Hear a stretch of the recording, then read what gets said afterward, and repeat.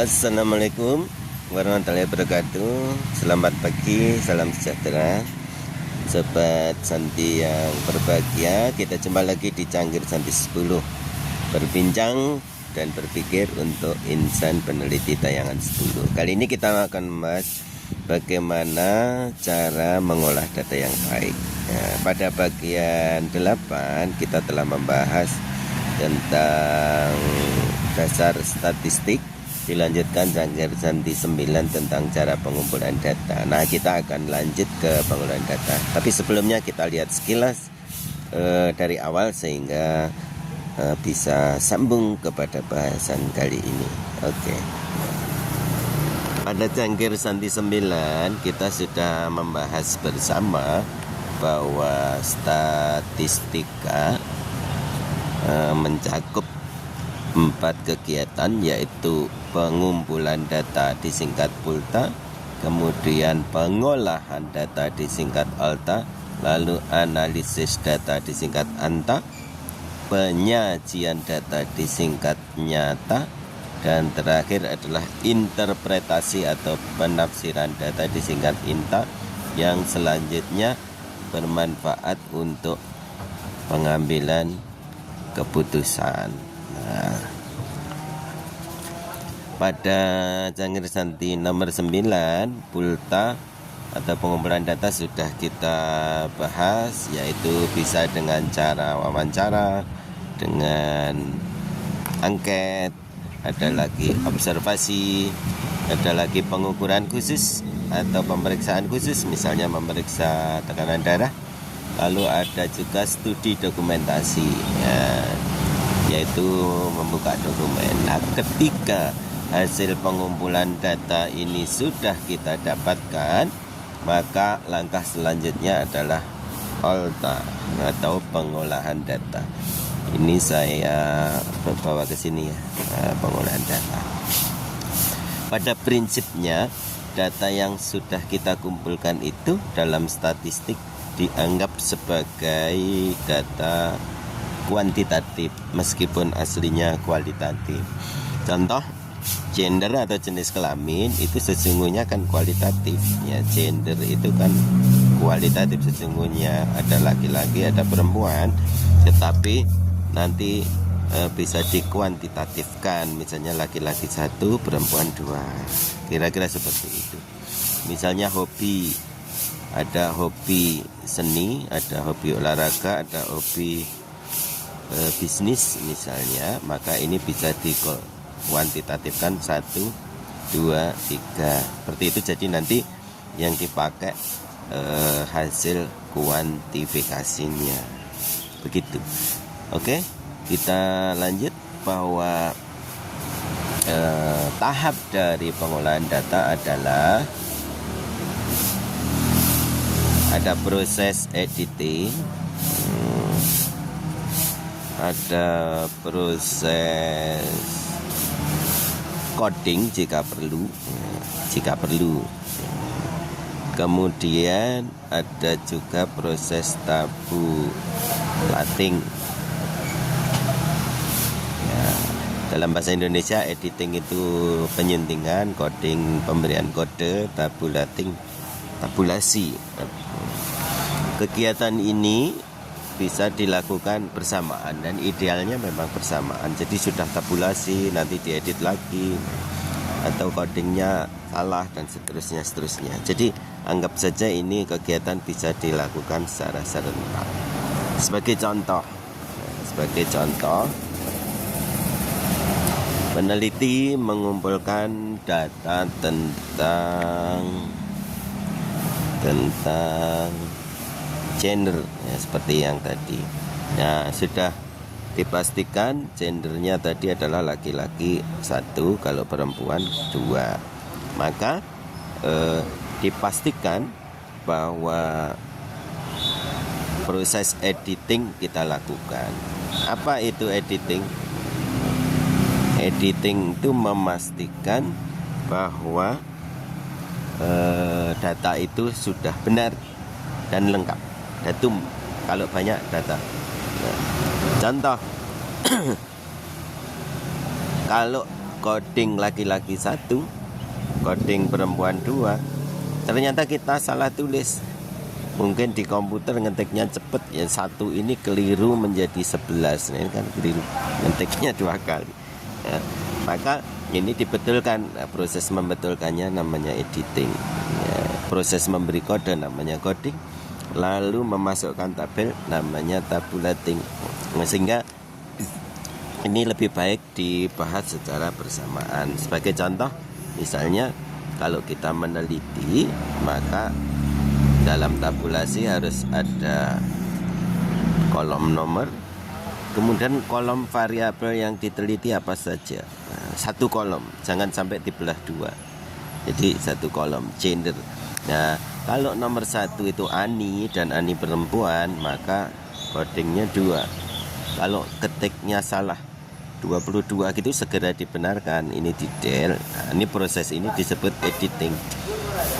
Kemudian berikutnya adalah hobi. Tadi sudah ada coding ya. Seni 1, olahraga 2, bisnis 3. Kalau si Ani tadi perempuan 2, hobinya bisnis, berarti 3. Indra laki-laki, maka 1, hobinya olahraga, berarti 2, dan seterusnya. Ini disebut proses tabulasi. Memberi kode-kode ini tadi coding, memasukkan dan diyakini benar, itu disebut editing. Nah, editing itu tidak hanya untuk mencari kebenaran, bukan hanya perkara harus benar, tetapi juga harus lengkap ya. Sehingga ketika seorang peneliti memasukkan nomor 3, yaitu Anton kan laki-laki 1. Kemudian si penelitinya lupa, ini dikosongin, lupa, lalu berlanjut ke Ana itu perempuan 2, hobinya seni 1, dia hobi menyanyi. Nah, tapi ini terlupa. Nah, ini berarti data tidak lengkap, maka dilakukan kok kosong. Nah, kemudian dibongkar-bongkar lagi, ternyata si Anton tadi hobinya baru ketahuan di belakang, hobinya seni, baru ditambahkan. Nah, ini editing untuk membuat lengkap. Tadi ya, kira-kira seperti itu. Inilah sekilas tentang proses pengolahan data. Sekali lagi, ini biasanya memang dilakukan bersamaan. Meskipun perancangan coding itu sudah disiapkan sebelumnya, tetapi ketika kita melakukan pembenaran data itu ya pas masuk ini, oh ada yang salah, saya benar. Pada saat kita masukkan kode, ternyata ada kode yang salah, juga kita benarkan. Itu maksudnya editing. Terus misalnya kode-kode ini di tengah jalan akan kita ubah settingannya juga boleh. Proses memasukkan ke kolom-kolom dalam sebuah tabel ini adalah tabulasi. Pernah ada peneliti yang salah memasukkan dalam tabulasi ya, contoh tabulasi yang salah sehingga nanti susah dalam analisis data. Itu misalnya seperti ini diisi gender, kemudian gendernya dipecah, gender yang laki-laki, yang perempuan, atau yang 1 atau 2. Kemudian begini, kemudian ini nomor 1 Ana, Ani, Anang. Nah, ini terus Ana itu perempuan, Ani perempuan, Anang laki-laki. Kalau seperti ini nanti di dalam proses analisis data yang salah seperti ini akan susah dianalisis, karena hampir semua software itu ya, semua software itu akan membuat variabel jenis kelamin ini dalam 1 kolom saja, seperti itu. Terus hobi misalnya, hobi ini 1 adalah seni, 2 adalah olahraga, 3 adalah bisnis, terus begini. Terus Ani atau Ana tadi ya, hobinya seni, terus dicontreng sini. Yang nomor 2 ini bisnis, contreng 3. Kemudian yang satunya laki-laki, hobinya olahraga, contreng 2. Nah, ini tidak benar, nanti tidak bisa dianalisis. Yang benar adalah pada contoh yang pertama, bahwa setiap variabel itu berada dalam satu kolom. Jadi seperti itu. Jadi nanti dalam proses penelitian, jika ada kategori, maka jangan setiap kategori dibuat kolom, tetapi variabel dalam satu kolom saja dan kategorinya dimasukkan berupa angka, seperti contoh yang ini. Ya, semoga bermanfaat. Oke, jadi seperti itulah, bahwa setelah kita mendapatkan data yang terkumpul, selanjutnya kita melakukan analisis data yang bisa dilakukan secara simultan, yaitu editing, coding jika diperlukan, dan tabulating itu pasti. Tetapi perlu dicatat juga bahwa coding itu tidak selalu diperlukan. Apabila kita mengumpulkan data yang asli sifatnya numerik, maka itu tidak perlu dilakukan coding. Coba kita lihat contoh berikut. Sebagai contoh, misalnya kita akan melakukan pengolahan data kadar hemoglobin, kadar HB, dan itu merupakan data asli dalam gram persen, maka cara tabulasinya tidak perlu coding lagi, atau pengolahan data maksud saya tidak perlu coding, tetapi harus dimasukkan data yang asli secara numerik. Jadi ini HB, misalnya ada remaja putri memiliki HB 10,2, kemudian 11,4, 9,6, mungkin 12,2, seperti itu dan seterusnya. Oh ya, ada lagi coding yang nyusunnya lebih rumit ya. Coding yang berasal dari skor terlebih dahulu, itu juga mungkin saja terjadi. Misalnya pengetahuan ya, pengetahuan. Nah, pengetahuan ini bisa saja terdiri dari 5 item. Jadi pengetahuan ini ada 5 item. Misalnya ini item 1, 2, 3, 4, 5. Nah, jika setiap item itu diberi skor 20 jika benar gitu misalnya,